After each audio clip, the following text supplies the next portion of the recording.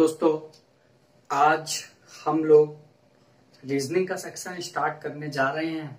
हम लोगों का मैथमेटिक्स का सेक्शन तो स्टार्ट हो गया है, बट रीजनिंग का सेक्शन आज से हम लोग स्टार्ट करेंगे और धीरे धीरे सेम डेज में आप लोगों को दोनों ही वीडियोस मिलना स्टार्ट हो जाएंगी। तो आज रीजनिंग को स्टार्ट करने से पहले सबसे पहले हम लोग ये जान लेते हैं कि रीजनिंग हम लोग पढ़ते क्यों हैं। ठीक है, रीजनिंग का क्या रोल है। अब ऐसा नहीं है कि किसी सब्जेक्ट को अगर किसी आयोग ने हम लोगों के लिए जोड़ा है तो इसके पीछे कुछ ना कुछ तर्क रहा होगा। देखिए, रीजनिंग जो है वो हम लोगों के का पार्ट्स का भी हिस्सा, हम लोगों की लाइफ जो चल रही है इसका हिस्सा है रीजनिंग। और हम लोग डे बाय डे रीजनिंग आप एक सब्जेक्ट की तरीके से ना समझें कि सब्जेक्ट, हम जिस भी चीज में लॉजिक लगा दें, जिस भी चीज के पीछे हम कुछ तर्क करें, कुछ उसके पीछे का लॉजिक ढूंढें, वो दरअसल रीजनिंग ही है। तो ऐसा नहीं है कि हम लोग रीजनिंग जानते नहीं है या हम लोगों की डेली लाइफ रूटीन में रीजनिंग नहीं है। हम लोगों की जितनी चीजें डिपार्टमेंट में चल रही हैं सब एक रीजनिंग का ही हिस्सा है। सबके पीछे कोई ना कोई तर्क है, कोई ना कोई लॉजिक है। तो ये सब रीजनिंग का ही पार्ट है। तो रीजनिंग के पार्ट में इसको एज अ सब्जेक्ट इसलिए भी जोड़ा गया कि जिससे आप लोगों की एक जो मानसिक स्तर है, जो आप लोगों की तर्क शक्ति है, वो बेहतरीन हो सके, जिसके लिए रीजनिंग जो है एक बहुत ही महत्वपूर्ण पार्ट है किसी भी एग्जाम को लेकर। इसीलिए आप चाहे ग्रुप डी का पेपर दें, चाहे ग्रुप ए का पेपर दें, हर जगह रीजनिंग का महिमा मंडल बहुत ही ज्यादा अपने आप में व्यापक है, बहुत ही ज्यादा अपने आप में वास्ट है। तो इस रीजनिंग को अब आज पढ़ाने से पहले मैं आप लोगों को ये बता दूं कि रीजनिंग के अंदर जो इसका सेक्शन है, सबसे पहले हम उसको जानें कि इसमें कितने सेक्शन हैं। मेरे हिसाब से इसके अंदर हम लोग इसको 3 सेक्शन में बांट सकते हैं। जो सबसे पहला है कॉमन सेंस रीजनिंग है। कॉमन सेंस रीजनिंग के अंदर हम लोगों के बहुत ही नॉर्मल से टॉपिक आते हैं। जैसे अगर मैं बात करूं, आप लोगों का अल्फाबेट से रिलेटेड जितने भी क्वेश्चन होते हैं, जितना भी टॉपिक है अल्फाबेट से रिलेटेड, वो सब आपका कॉमन सेंस रीजनिंग का पार्ट है। आपका एनालॉजी है, क्लासिफिकेशन है जिसको आप लोग वर्गीकरण बोलते हैं। उसके बाद हमारा डायरेक्शन है, सिटिंग अरेंजमेंट है, रैंकिंग है, ब्लड रिलेशन है। उसके बाद हमारा क्लॉक है, कैलेंडर है, एनालॉजी है, क्लासिफिकेशन है। ठीक है, तो ये जो टॉपिक्स हैं हम लोगों के, जो इससे जो और जो 1-2 टॉपिक हैं इसमें, ये सभी का सभी कॉमन सेंस रीजनिंग का पार्ट होते हैं। दूसरा जो हम लोगों का पार्ट होता है पिक्टोरियल रीजनिंग का होता है। नाम से घबराएंगे नहीं, नाम जैसे हर चीज का एक सब सेक्शन है, फिर उसके बाद उसका एक सेक्शन है। तो पहले हम लोग सेक्शन पे बात कर रहे हैं कि इसको मेरे नजरिए में मैं इसको 3 सेक्शन में देखता हूं, तो मैंने पहला सेक्शन आप लोगों को बता दिया। दूसरा जो सेक्शन है, दूसरा सेक्शन हम लोगों का पिक्टोरियल रीजनिंग, या मैं अगर आप ही लोगों की भाषा में बात करूं तो उसको हम लोग कहते हैं जो इमेज रिलेटेड जो सेक्शन होता है आप लोगों का, जिसको आप नॉन वर्बल पार्ट बोलते हैं।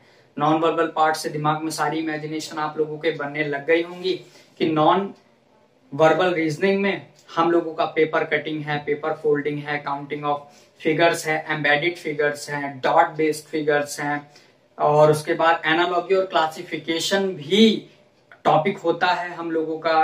एक एनालॉजी और क्लासिफिकेशन कॉमन सेंस रीजनिंग का पार्ट होता है, और एक एनालॉजी और क्लासिफिकेशन हम लोगों का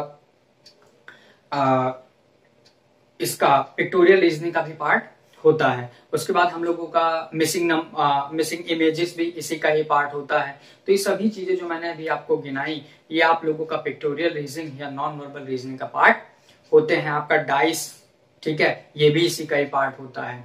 उसके बाद जो थर्ड और सबसे मोस्ट इंपोर्टेंट जो टॉपिक होता है हम लोगों का, वो एनालिटिकल रीजनिंग का होता है, या फिर इसको कई लोग क्रिटिकल रीजनिंग के नाम से भी जानते हैं। तो इसके अंदर सबसे बेहतरीन टॉपिक्स आते हैं जो कि आप लोगों के ए और बी ग्रुप से जो एग्जाम होते हैं वहां सबसे पावरफुल ढंग से पूछा जाता है। आपके बैंकिंग एग्जाम के अंदर वहां पर भी आपका क्रिटिकल रीजनिंग का बहुत ही वेटेज अच्छा रहता है। जैसे इसके अंदर सब लोग जिससे घबराते हैं, statement, conclusion, argument, assumption, course of action, तो ये जो टॉपिक्स हैं, हिंदी माध्यम वाले बच्चे, माफ कीजिएगा, हिंदी माध्यम वाले बच्चे, जो कथन एवं निष्कर्ष है, पूर्व धारणा है, ठीक है, कार्यवाही है, जो ये वाले जो टॉपिक्स होते हैं जिससे आपको घबराहट होती है, इतने बेहतरीन ढंग से मैं आपको समझाऊंगा कि आप लोग इसके ऊपर अच्छे से कमांड कर पाएंगे। उसके बाद इसके अंदर वेन डायग्राम, वेन आरेख, ये भी इसी का टॉपिक है, और भी इसमें छोटे छोटे टॉपिक्स हैं, पजल भी इसी का ही टॉपिक होता है, नेटवर्किंग भी इसी का ही, क्रिटिकल रीजनिंग का नेटवर्किंग वगैरह के क्वेश्चन अक्सर सीसेट में पूछे जाते हैं, और वनडे एग्जाम के अंदर क्योंकि क्वेश्चन बहुत लेंदी होता है, बहुत ही बड़ा होता है, तो पूछने की संभावना वहां कम होती है, छोटे छोटे क्वेश्चन वहां से आते हैं। फिलहाल मैं कोशिश पूरी रहेगी मेरी कि इसमें इसी को भी इंक्लूड कर दिया जाए, और इसमें जो छोटे छोटे जो टॉपिक्स छूटते हैं वो सब आप लोगों का जो सबसे फर्स्ट सेक्शन है वहां से कवर कर लिया जाता है। तो रही इतनी सारी बात मैंने आप लोगों को यहाँ डिस्कशन कर दी। तो अब इसमें एक सवाल ये भी उठता है कि रीजनिंग हमें पढ़नी क्यों चाहिए। देखिए, रीजनिंग सबसे पहली बात ये स्कोरिंग सब्जेक्ट होता है, ठीक है, एक आप लोगों को अच्छा खासा स्कोर दिला सकता है। मान लीजिए अगर आपके एग्जाम में 25 नंबर का अगर है और 25 क्वेश्चन उसमें पूछे जा रहे हैं, तो वहां पे कम से कम 21, 22, 23 के आसपास की एक्यूरेसी बच्चों की जाती है। लेकिन देखिए दिक्कत कहाँ आती है, अभी हम आज चूंकि हमारा फर्स्ट क्लास है तो हम लोग इस दिक्कत पर भी बात करेंगे कि दिक्कत हम लोगों को कहाँ आती है। तो मैं आपको बता दूं कि इसके अंदर अगर आप लोगों को पूरा 25 क्वेश्चन अगर एग्जाम के अंदर है और आपको 25 क्वेश्चन पूरे अटेम्प्ट करने हैं, तो इसके लिए आप कुछ साइड में कुछ चीजें प्रैक्टिस करके रखनी होंगी। जैसे सबसे पहली बात, आपका जनरल नॉलेज बहुत अच्छा होना चाहिए, क्योंकि जीके का कुछ पार्ट जो है वो रीजनिंग के अंदर जोड़ा जाता है, जो कि एनालॉगी और क्लासिफिकेशन में साफ दिखाई देता है।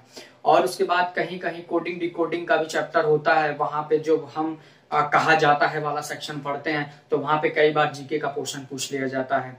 और भी बहुत जगह है जहां पे जनरल नॉलेज का बहुत इंपॉर्टेंट है। और एक सेक्शन जो आप लोग अक्सर एग्जाम में छोड़ते हैं, बैंकिंग वाले बच्चे घबराते हैं, कथन और निष्कर्ष में। देखिए, कथन और निष्कर्ष जो टॉपिक होता है, ये अक्सर स्टूडेंट इससे घबराते भी हैं, और इसको एग्जाम में छोड़ने का एक बहुत बड़ा कारण ये रहता है कि वो लोग कोई एडिशनल एफर्ट नहीं डालते हैं। एडिशनल एफर्ट डालने का मतलब, मेरा ये कहने का मतलब है कि एडिशनल एफर्ट में आप लोग मैगजीन्स को पढ़ें, जितने भी, चाहे वो डिस्ट्रिक्ट कोर्ट हो, चाहे वो आपकी सुप्रीम कोर्ट हो, ठीक है, और जितने भी जो जुडिशरी से जुड़ी जितनी चीजें हैं वो आप पढ़ें।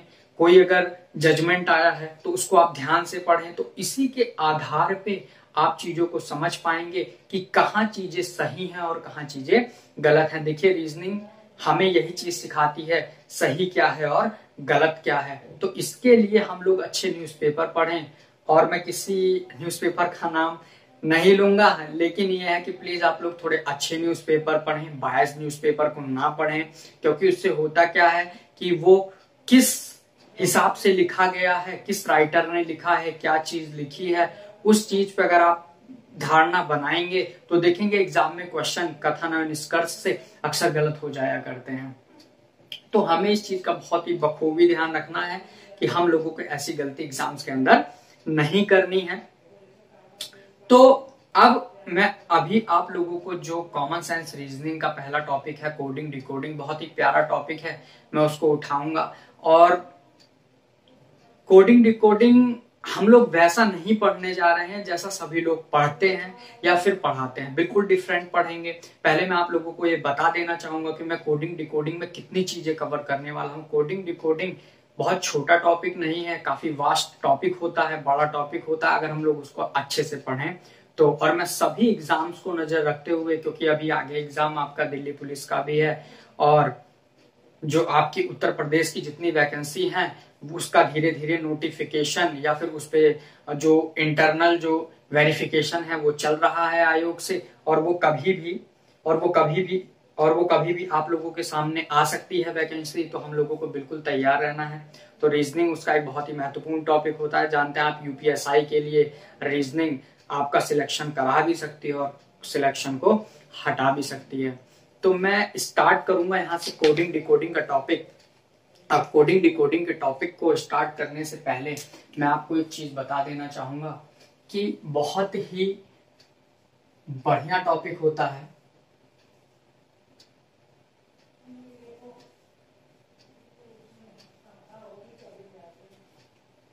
कोडिंग डिकोडिंग, और इस कोडिंग डिकोडिंग को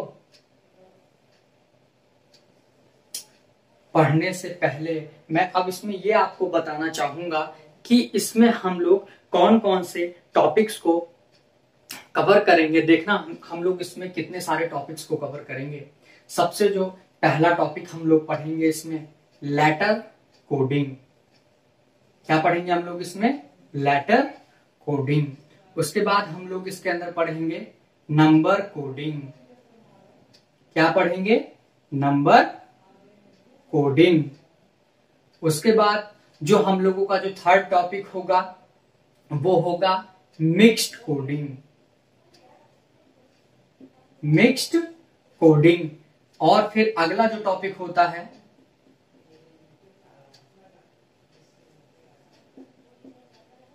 नंबर लेटर कोडिंग। ठीक है। और इसके बाद हम लोग जो टॉपिक पढ़ेंगे उस टॉपिक का नाम है कॉल्ड एज। हिंदी माध्यम वाले बच्चे कहा जाता है। ठीक है। मीन्स देखिए ये दोनों बहुत ही अलग बात है। अर्थ, ठीक है, और यह कहा जाता है। कहा जाता है। हिंदी में मेरी थोड़ी राइटिंग अच्छी नहीं है, माफ कीजिएगा।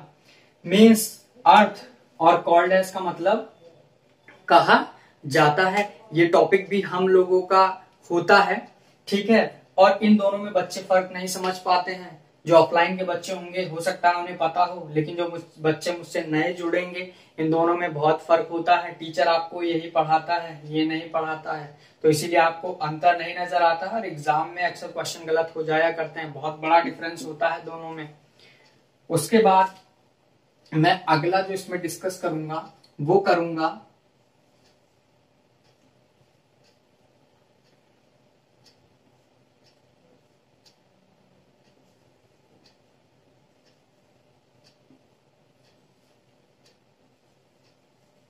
Elimination method. किसका? Elimination method. ये भी एक टाइप का क्वेश्चन होता है।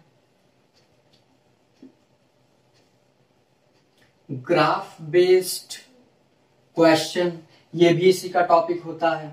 इसमें टॉपिक होता है ग्राफ बेस्ड, कॉलम बेस्ड, और इसी में फिर हम लोग जब और आगे इसको थोड़ा सा डीप लेके जाएंगे तो एलिमिनेशन मेथड हो गया, ग्राफ बेस्ड के क्वेश्चन हो गया। इसी का टॉपिक होता है सिंबल बेस्ड।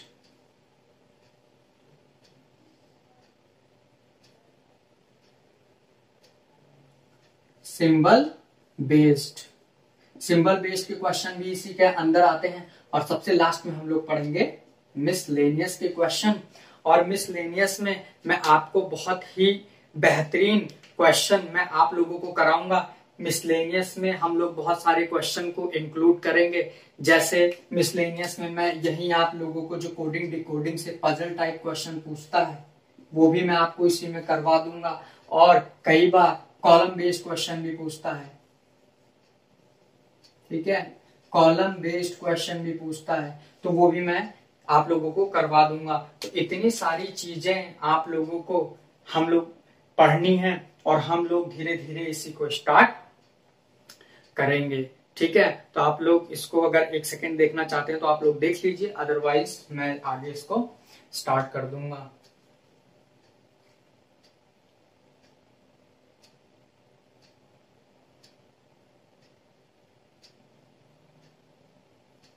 चलिए,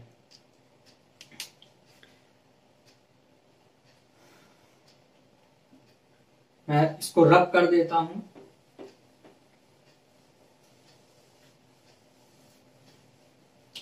बहुत ही प्यार से सीखेंगे और बहुत ही आराम से सीखेंगे, बिल्कुल जल्दबाजी नहीं करेंगे। चलिए, तो सबसे पहले हम लोग ये जाने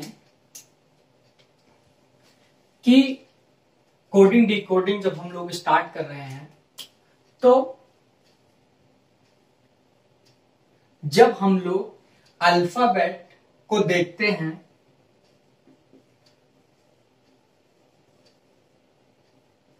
ठीक है, अल्फाबेट को जब हम लोग देखते हैं तो वो A to Z जाता है, ठीक है, जहां पर A1 होता है, ठीक है, और Z26 होता है, ठीक है, A1 होता है और Z26 होता है। वहीं जब हम लोग इसको रिवर्स ऑर्डर में, या मैं कह दूं लेफ्ट टू राइट और राइट टू लेफ्ट, ठीक है, अगर मैं इसको कहूं लेफ्ट टू राइट, ठीक है, और नेक्स्ट है अल्फाबेट राइट टू लेफ्ट, जहां पर हम लोग लेफ्ट टू अगर राइट टू अगर लेफ्ट की बात करेंगे तो Z और A, जहां पर हम लोगों का Z1 हो जाता है और A26 हो जाता है। तो कहने का मेरा मतलब ये हुआ कि अगर हम लोग अल्फाबेट लेफ्ट टू राइट देखेंगे या उसको ऑर्डर में देखेंगे तो A की पोजीशन 1 और Z की पोजीशन 26 होगी, और अगर हम लोग अल्फाबेट राइट टू लेफ्ट देखें, कहने का मतलब रिवर्स ऑर्डर में देखें, तो वहां पे Z1 और A26 होगा। अच्छा, ये तो हम लोगों को पता लग गया।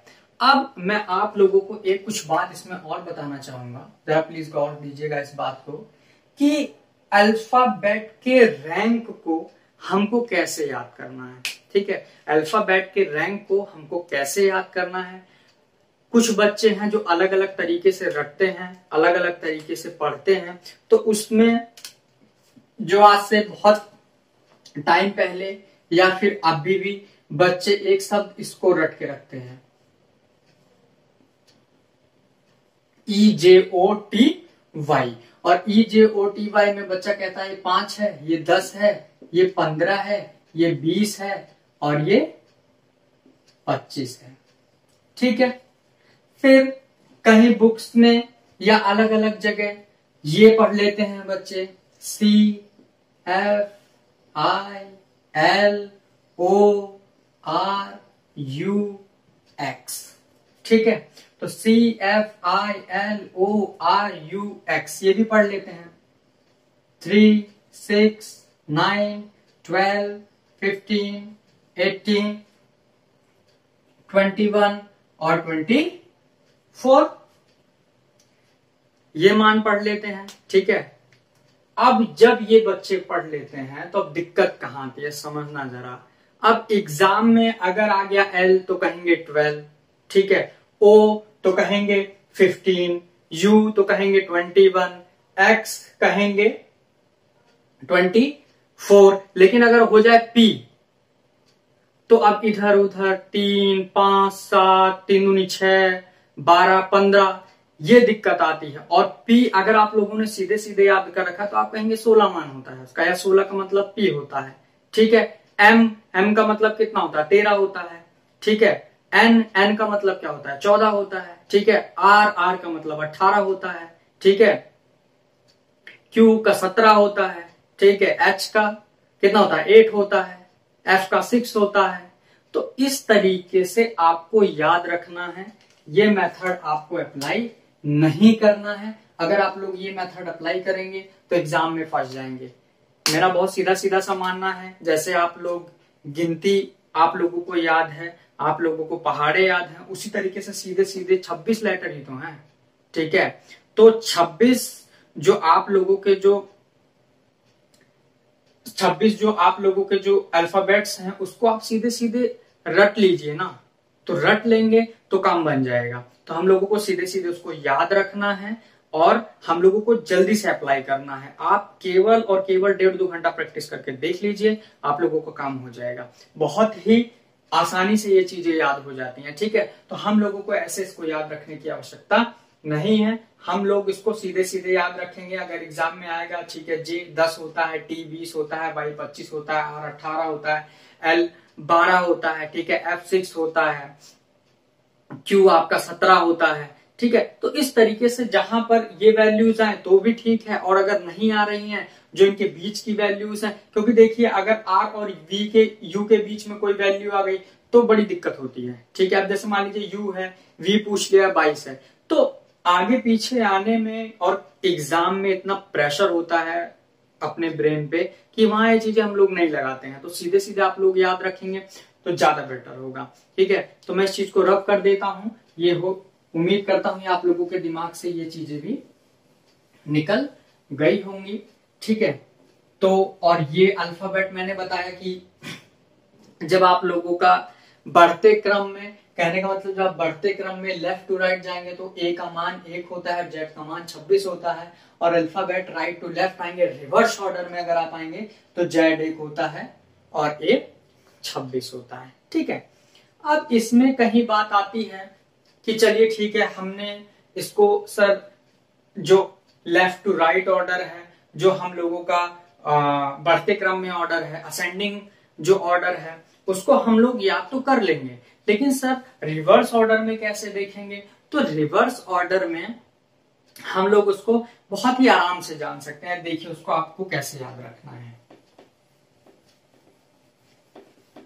रिवर्स ऑर्डर में अब हम लोग बात करेंगे, ठीक है।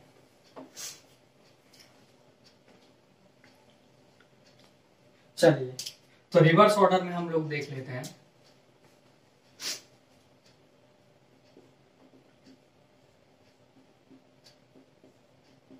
पोजीशन ऑफ अल्फाबेट,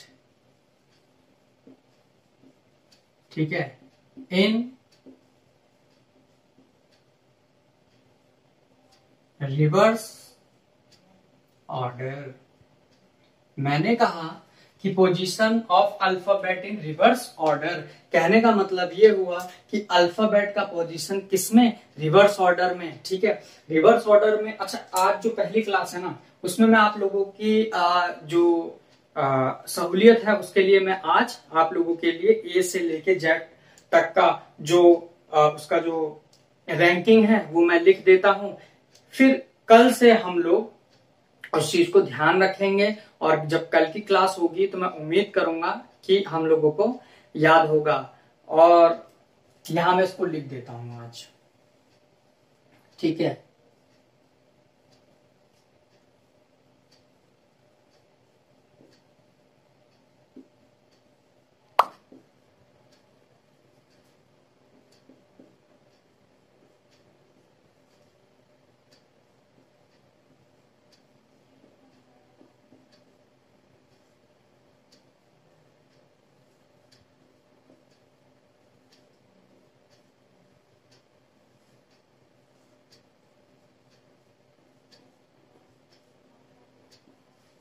ठीक है, तो A B C D E F G H I J K L M N O P Q R S T U V W X Y और जेड। अगर हम लोग इसके रैंकिंग को देखें तो 1 2 3 4, माफ कीजिएगा, 4 5 6 7 8 9 10 11 12 13 14 15 16 17 18 19 20 21 22 23 24 25 25 एंड 26, ठीक है। ये बात आप लोगों को समझ में आई? ये आज आपके सामने होगा लेकिन कल से आपके सामने नहीं होगा, तो प्लीज आप लोग इसको सीधे सीधे याद करेंगे कि क्यू का 17 होता है, जैसे मैंने पहले बताया था। मान लीजिए सी फेलोरक्स में नहीं आता, C F I L O R U X में नहीं आता है, ई जे ओ टी वाई में नहीं आता है, ठीक है। एफ का मैंने बताया था 6 होता है, जी का 7 होता है, एन का 14 होता है, एम का 13 होता है, एस का 19 होता है, वी का 22 होता है, ठीक है, वाई का 25 होता है, ठीक है, पी का 16 होता है। तो इस तरीके से आपको डायरेक्ट याद रखना है इसको, बजाय इसके, और प्लीज एग्जाम में इसको बनाना नहीं है, ठीक है। बहुत बच्चे होते हैं पहले एग्जाम शुरू हुआ नहीं पहले इसको लिख के रख लेते हैं, 1 या 2 क्वेश्चन पूछना है उसके लिए आप इतना टाइम क्यों किल करेंगे, ठीक है। चलिए, तो अब बात कर लेते हैं कि position of n alphabet in reverse order. आप किसी भी अल्फाबेट की पोजीशन को अगर रिवर्स ऑर्डर में बताने लगे तो वो कैसे होगा, समझिएगा। 27 माइनस, ठीक है, 27 माइनस जो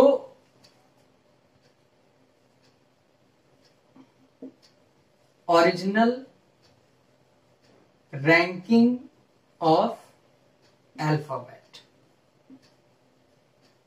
ठीक है, original ranking of alphabet, position of alphabet in reverse order 27 minus original ranking of alphabet. कहने का मतलब ये है कि जब आप पोजीशन निकालेंगे किसी भी अल्फाबेट की, तो उस ओरिजिनल जो अल्फाबेट होगा उसकी ओरिजिनल रैंकिंग को आप 27 में से माइनस कर देंगे तो हम लोगों का रिवर्स ऑर्डर में मान निकल के आ जाएगा। जैसे मान लीजिए मैं एक पी का एग्जांपल ले लेता हूं, पी, ठीक है। चलिए, अब पी को देखते हैं। अगर मुझे कोई कह दे कि पी का मान रिवर्स ऑर्डर में, आप मुझे बताइए कि पी रिवर्स ऑर्डर में कितना होगा, तो मैंने क्या सिखाया, 27 माइनस, अब ओरिजिनल रैंकिंग ऑफ अल्फाबेट। कहने का मतलब ये हो गया कि जो अल्फाबेट है इसकी जो ओरिजिनल जो रैंकिंग है, ओरिजिनल रैंकिंग इसकी कितनी होती है, 16 होती है। कहने का मतलब आप लोग देख सकते हैं पी का यहाँ पे 16 लिखा हुआ है, ठीक है। तो आप ओरिजिनल रैंकिंग 16 है पी की, 27 में से आप माइनस करेंगे तो कितना आ जाएगा, 11।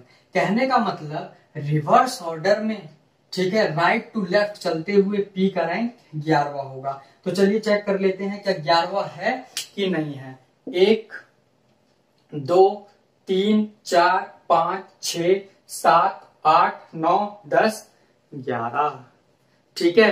तो कहने का मतलब यहाँ पे पी की रैंक जो है वो 11 निकल के आ चुकी है।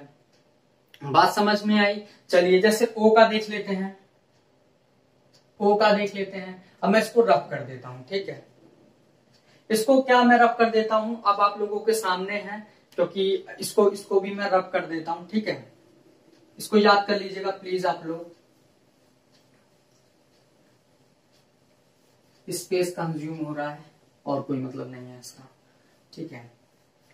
अब जैसे अगर मैं आपसे बात करूं ओ के लिए, ठीक है, अब आपसे पूछ लिया किसी ने कि आपको ओ का रिवर्स ऑर्डर में मान बताना है, तो मैंने आपको एक मूल मंत्र दिया कि आप 27 में से इसकी ओरिजिनल जो रैंकिंग है आप उसको माइनस कर देंगे, तो 27 और 27 में से आप कितना घटाएंगे, 15, ठीक है। तो ये कितना निकल के आएगा, 12। कहने का मतलब ये हुआ कि ओ की रैंकिंग राइट हैंड से क्या हो जाएगी, 12 हो जाएगी। तो उम्मीद करता हूं आप लोगों को ये बात समझ में आई। अब आप लोगों को जो अपना होमवर्क एक तरीके से समझ लीजिए, वो क्या करना है, हर एक अल्फाबेट को रिवर्स ऑर्डर में उसका मान निकालना है, साथ ही उसका जो ओरिजिनल जो वैल्यू है लेफ्ट टू राइट उसको भी आपको सीखनी है, ठीक है, जिससे कि हम लोग जब आगे जब टिपिकल क्वेश्चन करेंगे तो हम लोग उसको समझेंगे आगे, ठीक है। अच्छा, अब कमाल की बात जरा देखिएगा आप लोग। कमाल की बात हम लोग समझते हैं इसमें कि अब देखिए कोई चीज हम लोग रटेंगे नहीं, ठीक है, रटने में मजा नहीं है, हर चीज को समझने में मजा है। मैंने क्या कहा कि हर चीज को समझने में मजा है, रटने में कोई मजा नहीं है। अब देखिए ये आप लोगों को पोजीशन ऑफ अल्फाबेट समझ में आया रिवर्स ऑर्डर के अंदर, यहां तक मजा आ गया, ठीक है। अच्छा, पी का रिवर्स ऑर्डर में मान मैंने आप लोगों को क्या बताया, पी का रिवर्स ऑर्डर में मैंने मान क्या निकाल के दिखाया आपको, 27, या फिर से मैं यहां पे लिख देता हूं 27 माइनस पी का मान कितना था, 16 होता है, पी का 16 ही होता है, तो ये कितना हो जाएगा, 1, ठीक है। ये बात आप लोगों को समझ में आई। चलिए, अगर अब आप लोगों को ये बात समझ में आई तो अच्छा एक चीज गौर करना कि एक कंसेप्ट होता है इसके अंदर अपोजिट पेयर का, अपोजिट पेयर, ठीक है। किसका कंसेप्ट हो गया ये, अपोजिट पेयर का। अच्छा, अपोजिट पेयर में क्या होता है, बचपन में आप लोगों ने भी किया, मैंने भी किया, ठीक है, लेकिन अब वो जो मिस्टेक जब हम लोग जो करते थे वो अब हम लोग नहीं करेंगे। जैसे अपोजिट पेयर हम लोग जब पढ़ते थे शुरू में, जब हम लोगों को नई जानकारी थी, तो कैसे पढ़ते थे, कुछ भी पढ़ लिया, मन और ड्यू, ठीक है, लव, पता नहीं क्या अजीब अजीब शब्दों से हम लोग पढ़ते थे ना, लेकिन इसके पीछे एक लॉजिक होता है, हम लोगों को ऐसे नहीं जानना होता है, ठीक है। अगर आप लोगों ने इस चीज को रट रखा है तो ये तब तक के लिए अच्छा है जब आप लोगों को कोडिंग डिकोडिंग बिल्कुल इसी सेट पैटर्न पे दे, आपको कोई वर्ड लिखे और उसका जो कोड है वो किस तरीके से लिखा जाए, उसको इस तरीके से लिखा जाए कि वो बिल्कुल अपोजिट पेयर आपको समझ में आए। लेकिन कई बार ऐसा होता है, कितनी मैं क्वेश्चन कराऊंगा उस पर, कितनी बार घुमा के क्वेश्चन को दिया जाता है कि हम लोग उसके अपोजिट पेयर को नहीं समझते, तो अपोजिट पेयर का भी हम लोग कॉन्सेप्ट समझ लेते हैं। वो बिल्कुल आप लोगों के सामने एग्जांपल लिखा हुआ है। जैसे आप इस ओ को देखिए, आप इस ओ को देखिए, जरा ओ को देखिए। अब इस ओ को देखेंगे तो आप क्या पाएंगे कि इस ओ में इसका जो वास्तविक मान 15 है, 15 है, ठीक है, चलिए, और इसका जो रिवर्स ऑर्डर में मान निकल के आया वो कितना निकल के आया है, 12 निकल के आया है। अब जरा दोनों को जोड़ो, ठीक है, इसको क्या कर दो, इसका योग कर दो, ठीक है, कहने का मतलब इसको ऐड कर दो, इसको ऐड कर दो, और जैसे ही आप इसको ऐड करेंगे आप क्या पाएंगे कि 27 ये निकल के आया। 15 12 17 होता है, ठीक है। इसको देखो, इसको देखो, ये क्या निकल के आया, P, ठीक है। 16 और 11 को जोड़ो, इनका योग करो, जरा इनका योग करो, कितना निकल के आया, इनको ऐड करो, कितना निकल के आया, 27। तो मैंने ये पाया कि अच्छा O और 12 किसका मान होता है, ये जो 12 है ये किसका है, L का है। ऐसे ही आपको भाई डायरेक्ट याद रखना पड़ेगा कि 12 का जो मान होता है वो L होता है और L का मान क्या होता है, 12 होता है। चलिए, अब जैसे ये 11 है, ठीक है, अब 11 किसका होता है, K का होता है, ठीक है, K का होता है। अब आपने याद रखा होगा कि आपको कुछ भी कोडिंग आपने कर रखी होगी इसकी कि L का उल्टा O होता है, O का उल्टा L होता है, P का उल्टा K होता है, K का उल्टा P होता है। लेकिन मैं यहाँ ये समझाने के लिए प्रतिबद्ध हूं कि जो भी आपके अपोजिट पेयर होंगे ना, जो भी आपके अपोजिट पेयर होंगे उनका जो योग होगा वो कितना होगा, 27 होगा सदैव। मैंने क्या कहा, मैं इसको फिर से रिपीट कर दूं कि देखिए, किसी चीज को रटना नहीं है, बातों को समझना है। ओ है, ओ का रिवर्स ऑर्डर में मान क्या निकल के आया था, 12। पी का रिवर्स ऑर्डर में क्या निकल के आया, 11। मैं ये कह रहा हूं जो उनका रिवर्स ऑर्डर में मान निकल के आता है वही इनका अपोजिट पेयर भी होता है। जैसे ओ का मान 15 है, रिवर्स ऑर्डर में 12 है, 12 किसका है, एल का है, तो 15 और 12 कितना हो गया, 27 हो गया। 16 और 11 कितना हो गया, 27 हो गया। आपको पता भी है कि ओ एल का उल्टा होता है, पी के का रिवर्स होता है, बिल्कुल उल्टा होता है, ठीक है। तो यहां तक की बात आपको समझ में आई। कहने का मतलब आप लोग एक नोट लिख लेना, एक नोट लिख लेना आप लोग ये लिखना इस नोट के अंदर कि, चलिए मैं लिख देता हूं, जब दो अल्फाबेट का सम 27 हो जाए, 27 हो जाए तो वह अपोजिट पेयर होंगे। ये बात समझ में आई? ये बात सभी को समझ में आई कि नहीं आई, जो मैंने लिख पाया? ठीक है, जब दो अल्फाबेट का सम 27 होगा तो वो कैसे होंगे, वो अपोजिट पेयर होंगे। अब आपको ये रटने की जरूरत नहीं है कि वही मन, ड्यू, ठीक है, और जीटी रोड, पता नहीं कौन कौन सा रोड, ये सब हम लोग रटते हैं, लेकिन ये रटने वाला सब्जेक्ट नहीं है, क्योंकि इसका नाम ही है रीजनिंग, जिसमें तर्क हो। ठीक है, तो हम लोग तर्क के हिसाब से काम करेंगे, ठीक है, और हम लोग ऐसे काम नहीं करेंगे ये रटने वाले। राइट, आगे बढ़े हम लोग थोड़ा सा, या इसको आप लोग थोड़ा सा एक झलक देख लीजिए, फिर हम लोग आगे भी बढ़ते हैं।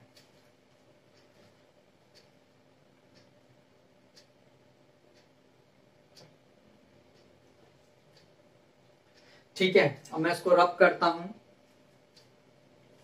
और समझना मेरी बात को गौर से और ध्यान से, देखना इसमें कितना मजा आएगा अभी।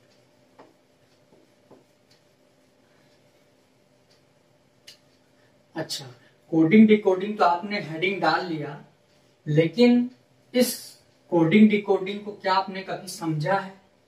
उठा के सीधे क्वेश्चन करना स्टार्ट कर देते हो, कभी इसका मतलब जानने की कोशिश की आप लोगों ने, ये क्या मतलब होता है? चलिए आज सिखा देते हैं कि क्या मतलब होता है कोडिंग डिकोडिंग का। समझना, एक शब्द होता है आप लोगों का कोडिंग, ठीक है, और दूसरा होता है डिकोडिंग। नहीं तो कोई आपसे पूछ ले कि कोडिंग और डिकोडिंग का मतलब क्या है, पढ़ के घूमते हो इधर उधर तो ना पता हो, तो बड़ा ही शेम फील होने लगता है ना। समझना कि क्या मतलब होता है इसका, हमें इसकी आवश्यकता क्यों है। कोडिंग, कोडिंग का मतलब होता है जब आप लोग किसी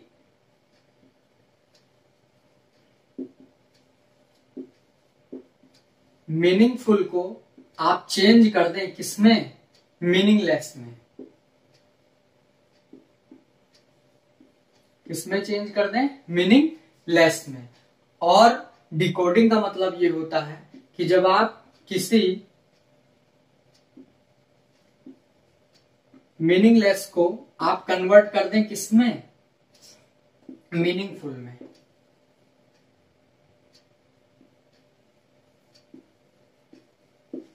ठीक है, चलिए इसका भी मतलब समझ लेते हैं कि मीनिंगफुल से मीनिंगलेस का क्या मतलब हुआ और मीनिंगलेस से मीनिंगफुल का मतलब क्या हुआ।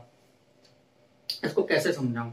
इसको ऐसे समझाऊं, देखा होगा कि जब कभी भी, या छोड़ो और अच्छे से समझाता हूं कि कोडिंग का मतलब क्या हुआ। कोडिंग का मतलब ऐसे हुआ कि आप लोग क्या करते हैं, जब फोन आपका है ना, सेल फोन है जो आपका, जो स्मार्टफोन है, ठीक है, वहां आप कोडिंग बहुत अच्छे से करना जानते हैं। कैसे?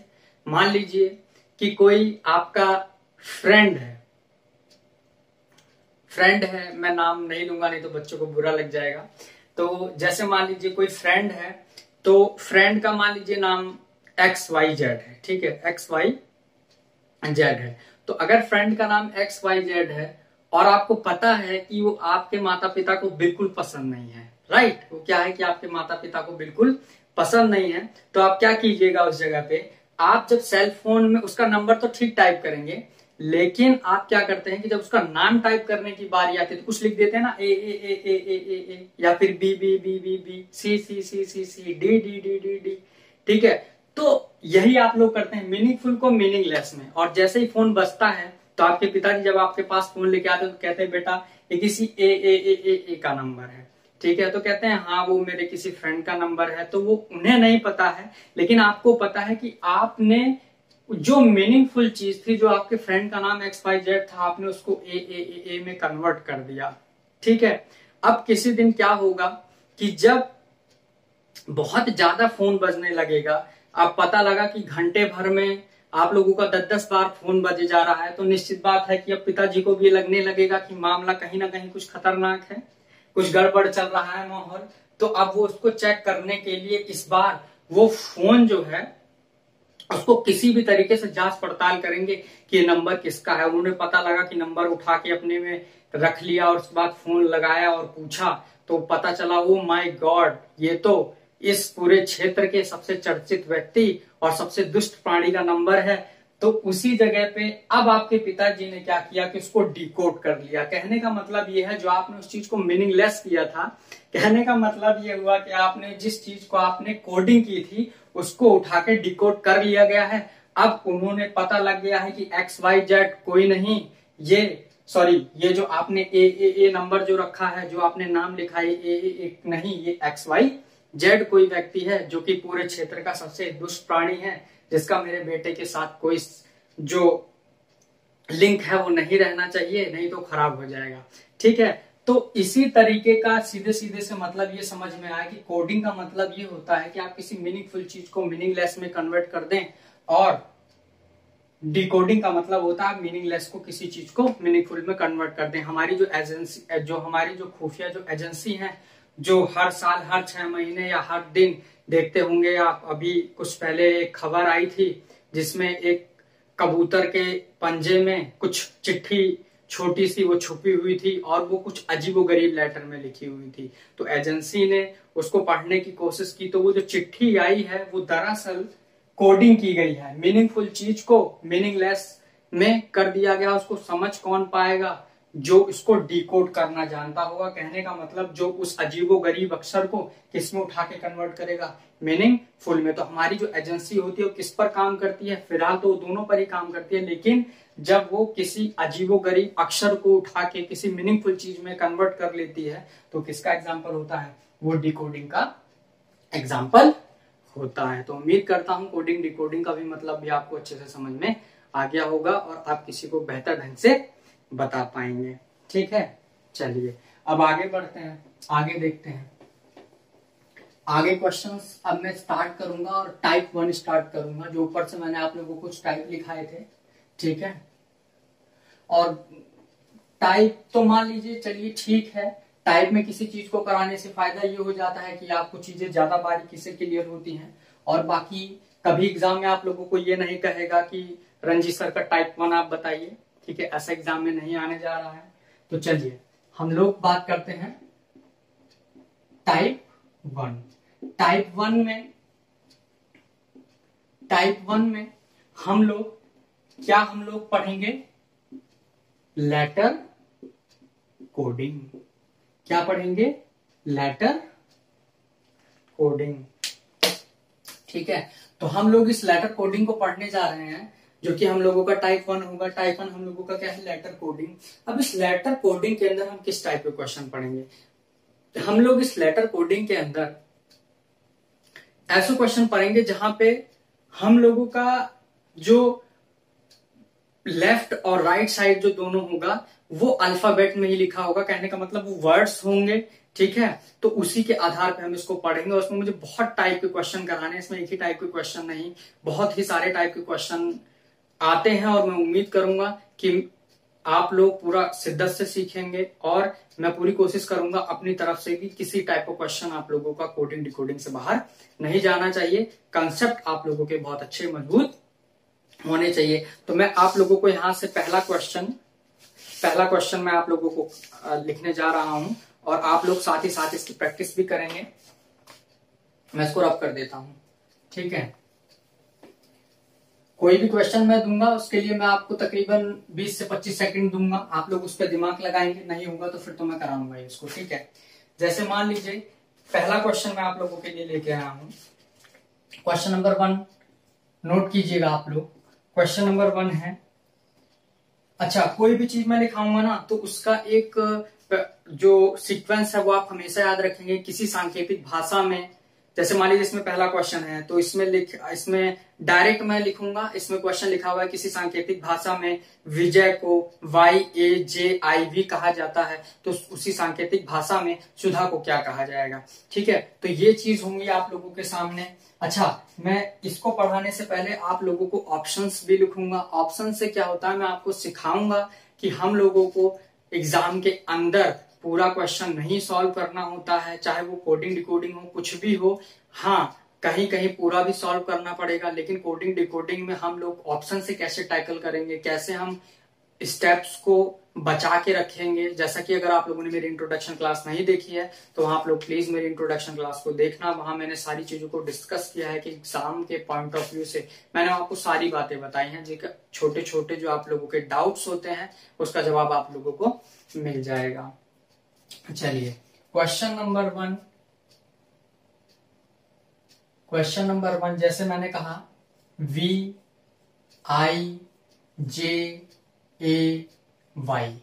किसी सांकेतिक भाषा में विजय को क्या कहा जाता है? YAJIV। ठीक है, तो फिर पूछा गया उसी सांकेतिक भाषा में सुधा, ठीक है, SUDHA, सुधा को क्या कहा जाएगा? ये सवाल आप लोगों से पूछा गया है और ऑप्शंस देखिए मैं दे देता हूं।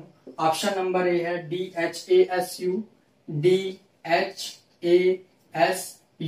ऑप्शन नंबर बी है SUAHD। ऑप्शन नंबर सी है AHSUD, AHSUD। और ऑप्शन नंबर डी आप लोगों के सामने है AHDUS। मुझे पता है क्वेश्चन बहुत आसान है, आप लोगों के आंसर आने भी स्टार्ट हो गए होंगे। ठीक है, आप लोगों के क्वेश्चन आने भी स्टार्ट हो गए होंगे, तो आप लोग ध्यान देंगे। तो ये क्वेश्चन है, कुछ समझ में आ रहा है इस क्वेश्चन में? बहुत आसान सवाल है।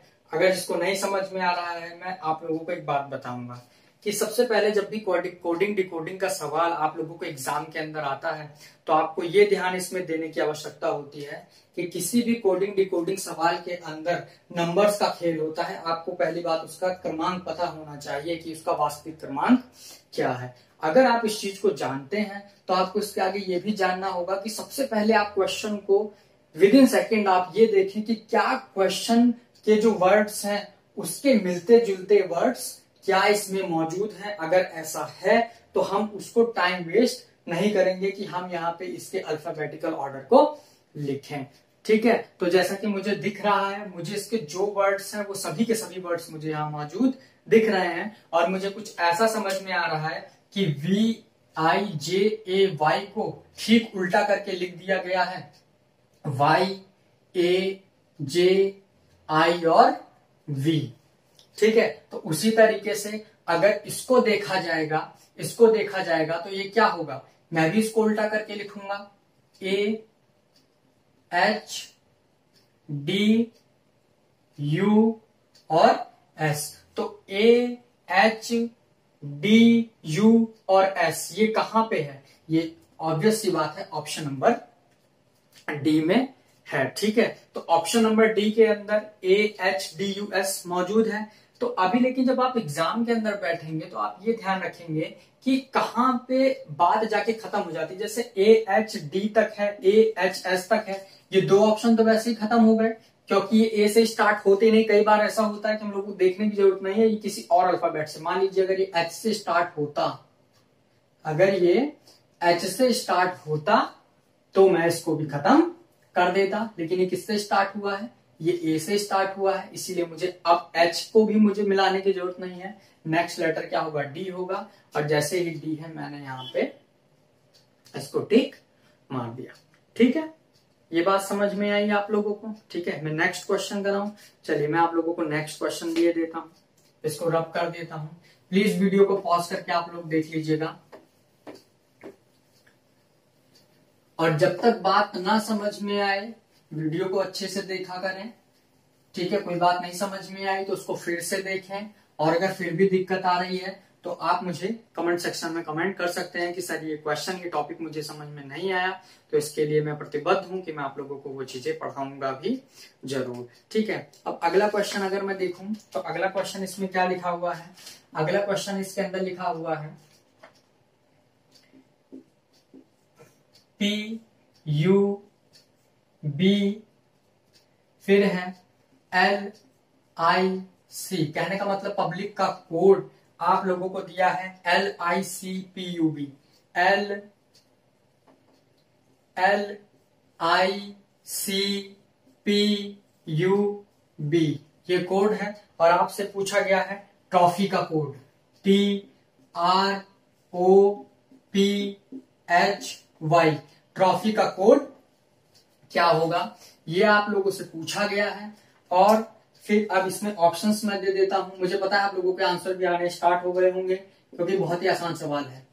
PHYTRO बी ऑप्शन है, PHTYRO और सी ऑप्शन है PHYTOR, PHYTOR और डी ऑप्शन आप लोगों के सामने है OPTPHY, OPTPHY। ये चार ऑप्शंस आप लोगों के सामने मौजूद हैं और आपको इसको हमें बताना है कि इसका आंसर क्या होगा। अच्छा, ऑफलाइन क्लासेस में क्या होता था कि क्वेश्चन लिखने की देर नहीं होती थी, बच्चे आंसर बता देते थे। ऑप्शंस तो ऑप्शन को लिखने भी नहीं देते हैं, क्वेश्चन को लिखने भी नहीं देते हैं, कुछ भी आप लिखेंगे सबसे पहले उसका आंसर आ जाएगा, जो चीज बच्चे जानते हैं। तो बहुत ही आसान सवाल है ये। अब इस आसान सवाल को जरा देखना फिर से। अगर इसको मैंने ध्यान से देखा तो मैं जैसे इस क्वेश्चन को ध्यान से देखता हूं तो मैं पाता हूं कि क्वेश्चन के सभी लेटर इसमें मौजूद है। कहने का मतलब जो कुछ इसमें है वही कुछ इसमें है। बस मुझे ऐसा लगता है कि चीजें थोड़ी अदल बदल दी गई हैं। तो मैं ये देख पाता हूं, मैं एक सेकेंड रेड मार्कर ले लूं तो ज्यादा अच्छे से विजिबिलिटी होगी आपको। यहां पे PUB जो है, यहां पे PUB जो है वो पीछे चला गया है। कहने का मतलब उठा के इसको यहां लेके चले आए हैं, राइट। उसके बाद LIC जो है, ठीक है, उसको पीछे उठा के लेके चले गए हैं। तो मैं भी ऐसा ही करूंगा। TRO कहने का मतलब ये वाला सेक्शन पीछे चला गया है, तो मैं भी क्या करूंगा, इसको उठा के TRO, राइट, TRO, ठीक है। ये पीछे चला गया। फिर जो ये वाला सेक्शन है, इसको उठा के आगे करिए, क्योंकि LIC जो पीछे वाला है वो आगे है, जो आगे वाला है वो पीछे है। उसीलिए मैं आगे वाले को पीछे रखता हूं, पीछे वाले को आगे रखता हूं। PH और Y, ठीक है। तो PHYTRO कौन सा ऑप्शन मैच कर गया? PHYTRO, ये पहला ऑप्शन। PHYTRO ये ऑप्शन हम लोगों का मैच कर चुका है। ये दूसरा सवाल है, ठीक है। देखिए अभी क्वेश्चन जो है वो बहुत ही बेसिक लेवल पे चल रहे हैं, बहुत ही जिससे सबको कंफर्ट फील हो, एकदम से बौखलाहट ना हो जाए दिमाग के अंदर, इसीलिए चीजें अभी थोड़ी सिंपल है। फिर जैसे जैसे हम लोग आगे बढ़ेंगे आगे की क्लास में, वहां पे इतने लॉजिकल सवाल होते हैं, तब वहां आप देखिएगा कि कितने लॉजिक्स से सवाल होते हैं, कितना लॉजिक होता है सवाल के अंदर, सवालों को कितना घुमाया जाता है, ठीक है। इसमें बहुत सारे टाइप के क्वेश्चन है। लेटर कोडिंग में अजीबोगरीब टाइप के क्वेश्चन होते हैं, ठीक है, बहुत सारे टाइप के क्वेश्चन है। तो एक और क्वेश्चन मैं ले लेता हूं। एक और क्वेश्चन देखना कितना अच्छा क्वेश्चन है। यह आप लोगों के एग्जाम में पूछा गया है।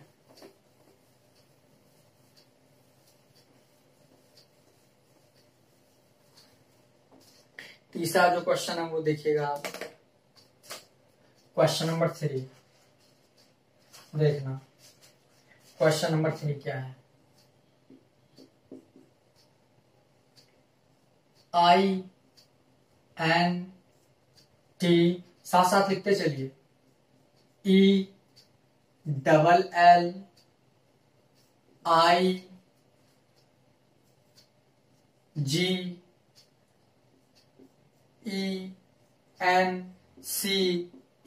ठीक है, इंटेलिजेंस। और इसका कोड आप लोगों को दिया गया है,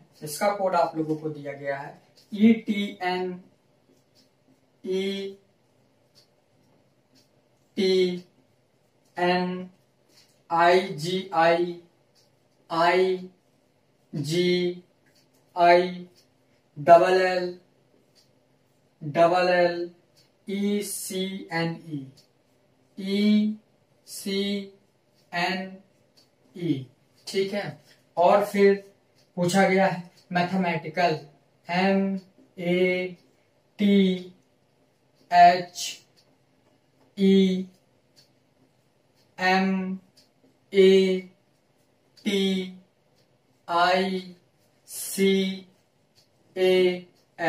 इसका कोड क्या होगा? ठीक है, ऑप्शंस मैं दे देता हूं। ए ऑप्शन नंबर है AMHTMETACILA।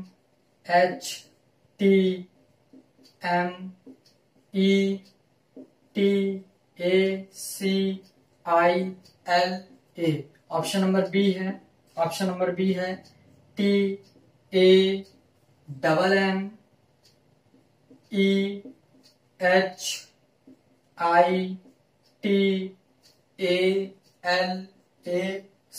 ठीक है। ऑप्शन नंबर सी है HTAMTAMELACI। और ऑप्शन नंबर डी आप लोगों के सामने है LACIITAMEHTA।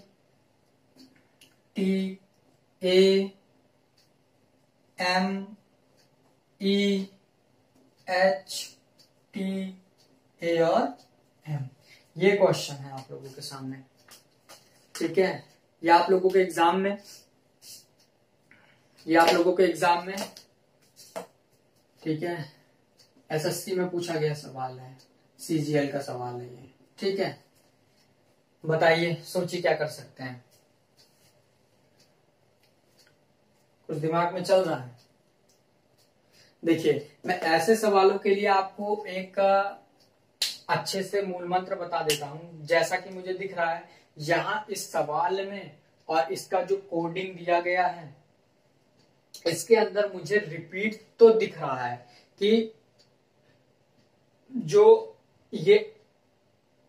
जो अल्फाबेट्स हैं, ठीक है, उनको बार बार रिपीट करके लिखा गया है, उनको आगे पीछे किया गया है। लेकिन मेरा आपसे विनम्र निवेदन ये है, और ये देखना हर जगह कारगर होगा, जब मैं अगली क्लास में थोड़े मुश्किल सवाल लेके आऊंगा तो वहां आप लोगों को ये बात बहुत स्पष्ट रूप से दिखाई देगी कि ऐसे सवालों के अंदर जो मैंने तरीका बताया है वो बिल्कुल कारगर सिद्ध होता है। देखिए, अगर आप लोग इसको यहीं से देखने की कोशिश करेंगे तो काफी उलझन होगी। देखिए, जब इतना बड़ा सवाल कभी आप लोगों के एग्जाम के अंदर आ जाए, पहले मैं वो तरीका बता रहा हूं आपको, अदरवाइज जो आप हैबिचुअल हो जाएंगे तो आपको डायरेक्ट भी बात समझ में आएगी। अभी अगर मैं डायरेक्ट बता दूंगा तो समझ में नहीं आएगा। और ये कभी कभी रिपीट पे नहीं, ठीक है, इसमें कुछ मैथमेटिकल ऑपरेशंस होते हैं, उसके आधार पे सवाल आता है, तो उस जगह के लिए भी कारगर होगा। आप सबसे पहले क्या करें कि जो चीजें है ना, इसको आमने सामने रिलेट ना करें। जब भी कभी बड़ा सवाल आए आप उसको ऊपर नीचे करके देखिए, 99.99% सवाल आप लोगों का तुरंत हल हो जाएगा। और जैसे ही आप लोग इसका जो एक्चुअल रैंक है वो रखेंगे, जैसे मान लीजिए एम का 13 होता है, ठीक है, ए का 1 होता है, टी का 20 होता है, एच का 8 होता है, ए का 5 होता है, एम का 13 होता है, ए का 1 होता है, टी का 20 होता है, आई का 9 होता है, ठीक है, और सी का 3 होता है, ए का 1 होता है, एल का 12 होता है। ठीक है, ठीक। तो इसी तरीके से जो इसके जो रैंक है उसको जब आप बैठाएंगे तो आपको सारी बातें समझ में आना स्टार्ट हो जाएंगी। तो चलिए मैं आपको करके दिखाता हूं। INTELLIGENC और E, ठीक है। फिर उसमें क्या दिया हुआ है, ENTIGILLECN और E, ऐसा कुछ लिखा हुआ है नहीं। अब आप, यही मेरा जो पहला मूल मंत्र है वो ये है कि आप ये देखें कि इसके अल्फाबेट्स जो हैं वो कितने हैं। 1 2 3 4 5 6 7 8 9 10 11 12 12 लिखे गए हैं इसके अंदर। तो अब इसको आप जितने बड़े नंबर्स में तोड़ सकते हैं आप उतने बड़े नंबर्स में इसको तोड़ लीजिए। पहले 4 4 से ज्यादा इक्वली डिवाइड नहीं होगा ये। तो 4 4 का सेक्शन बनाइए, 1 2 3, ये 4 4 के 3 सेक्शन हो गए, ठीक है, 1 2 और 3। अब आप ये देखिए कि इसमें किया क्या गया। अब आपको बात एकदम क्लियर समझ में आएगी कि जब 4 सेक्शन बन गए हैं तो इस 4 सेक्शन के जो सबसे लास्ट का अक्षर है वो सबसे पहले लिया गया, फिर उसके बाद फिर उसके बाद फिर उसके बाद, ठीक है। अभी आपको बिल्कुल कंफ्यूज नहीं करेगा। ये है, फिर ये ले लिया गया है, फिर ये ले लिया गया है, फिर ये ले लिया गया है, ठीक है, फिर ये ले लिया गया है, ऐसा ऐसा और ऐसा, ठीक है। अब आप ये कहेंगे कि सर हम इसको लिखना नहीं चाहते। आप मत लिखना चाहिए। आप अगर इसको नहीं लिखना चाहते हैं तो अगर आपको मन है कि हम इसको ना लिखें तो आप मत लिखिए। अगर आप इसको नहीं भी लिखेंगे तब भी आप लोगों का काम चल जाएगा। कैसे, देखिए अब यहाँ पे ऑप्शंस का खेल बहुत इंपॉर्टेंट हो जाता है। ऑप्शंस के खेल का मतलब मेरा ये हो गया, अब आप जानते हैं कि आप पहले 4 का जो सेक्शन है उसको आप उठाएंगे, यही है, ठीक है। फिर जो इस चौथे में सबसे लास्ट है उसको सबसे पहले लिखेंगे, वही हम भी करेंगे। जो सबसे लास्ट है उसको सबसे पहले लिखेंगे, H लिखेंगे। अब हम ये देखेंगे, अब इसको एकदम मतलब जो एकदम अपने हिसाब से इस चीजों को ज्यादा जबरदस्ती बड़ा नहीं करेंगे। अब अगर हमको दिख रहा है यहाँ पे कि I है, N है, T है, L है, E सबसे पहले मैंने पहले लिया है, तो निश्चित बात है अगर H को पहले लिया होगा तो उसका आंसर जो भी इस ऑप्शन में उसका पहला लेटर H होगा। अगर ऐसा है तो अगर आप देखेंगे तो इसका A है, ठीक है, ये ऑप्शन खत्म हो गया। इसका T है, ये ऑप्शन खत्म हो गया। इसका H है। अभी ये हो सकता है, क्यों? क्योंकि कहीं ऐसा तो नहीं कि इसके बाद वाला भी जो ऑप्शन नंबर डी है उसकी भी शुरुआत H से हो जाए, ऐसा तो नहीं है। लेकिन चलिए हम लोग देखते हैं। तो सी ऑप्शन अभी हो सकता है, डी एल से स्टार्ट होता है, इसीलिए मेरे पास ऑप्शन एक ही बचा हुआ है। और मैं आज आप लोगों को इस बात और बता दूं, एग्जामिनर जो है आप लोगों का दोस्त है, दुश्मन नहीं है। इसीलिए अगर वो क्वेश्चन को बड़े देगा तो आपकी मदद वो किसी ना किसी रूप में जरूर करना चाहेगा, ठीक है। तो अभी बात यहीं तक खत्म हो जाती है कि H को मैं पहले लिखूंगा। चलिए पूरा भी देख लेते हैं, ठीक है। अगर हम लोग इसको पूरा देखना चाहते हैं तो इसको हम 4 4 के सेक्शन में तोड़ते हैं, ठीक है। H को पहले लिखेंगे, फिर उसके बाद T, फिर उसके बाद A, फिर उसके बाद M, ठीक है। फिर यहाँ पे क्या किया गया था, अगले 4 में फिर लास्ट वाले को पहले लिखा था, मैं भी अगले 4 में लास्ट वाले को पहले लिखूंगा, T, फिर A, फिर M, फिर E, ठीक है। ये बात समझ में आई। फिर अगले 4 वाले को देखना, जिस तरीके से अगले 4 में फिर E को पहले लिया, C को उसके बाद मैं भी ऐसे करूंगा, L को पहले ले लूंगा, A को उसके बाद लूंगा, C को उसके बाद लूंगा और I को उसके बाद लूंगा। मैच करो, H T A M, H T A M, T A M E, T A M E, L A C I, L A C I, ठीक है। तो ये ऑप्शन बिल्कुल करेक्ट हो गया। यहां तक आप लोगों को बात समझ में आई? तो इतना हो गया है, ठीक है। अब इसको आज हम लोग इतना ही रहने देते हैं। मैंने कोडिंग डिकोडिंग का आपको बेसिक भी बताया। मैंने आपको इसमें थोड़ा सा अगर मैं रिवाइज करना चाहूँ तो मैं ये भी बताया मैंने आपको कि यहाँ पे आप लोगों को कैसे चीजों को टैकल करना है, ठीक है। आप लोगों को SSC FILORUX करके नहीं याद करना है, EJOTY नहीं याद करना है, आपको सीधे सीधे अल्फाबेट्स तैयार करने हैं, ठीक है।